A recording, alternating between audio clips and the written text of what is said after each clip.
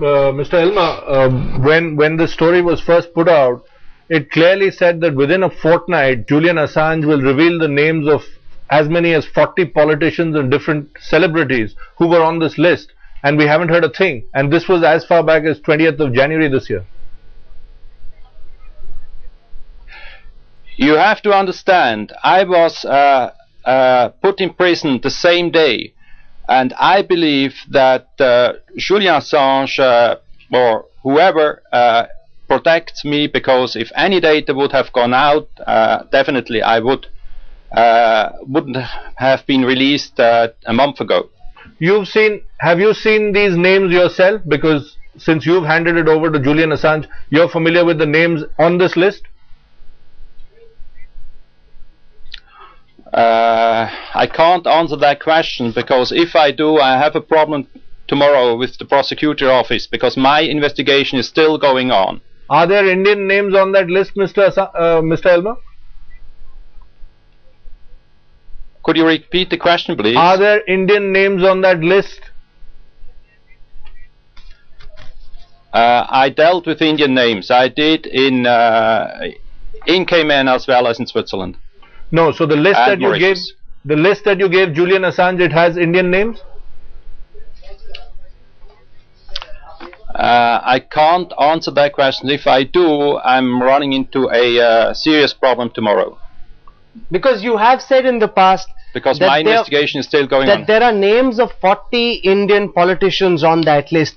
Is that correct? That you've said that there are 40 Indian politicians on the list of 2,000 names that you've submitted to WikiLeaks? You have to understand, I published in 2008 with WikiLeaks information, and there are Indian names in those in 2008. So why haven't those names been revealed?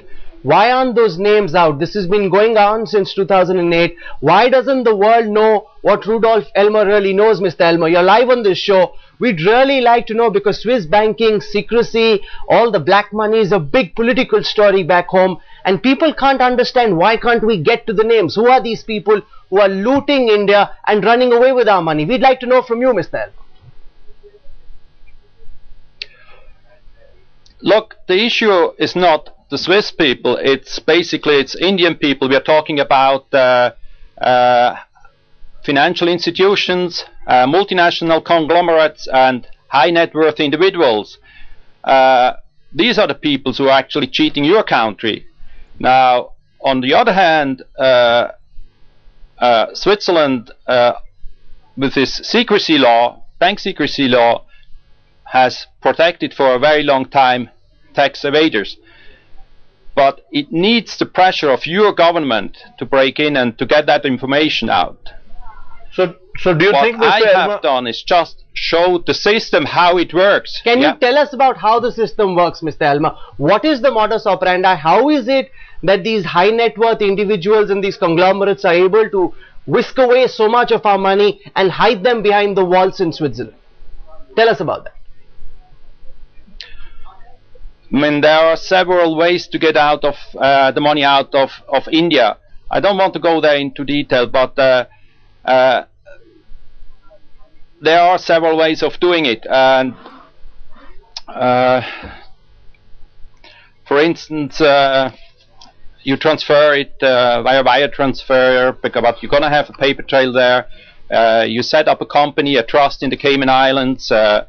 You have an investment company, for instance, in Delaware, which holds the account in Switzerland.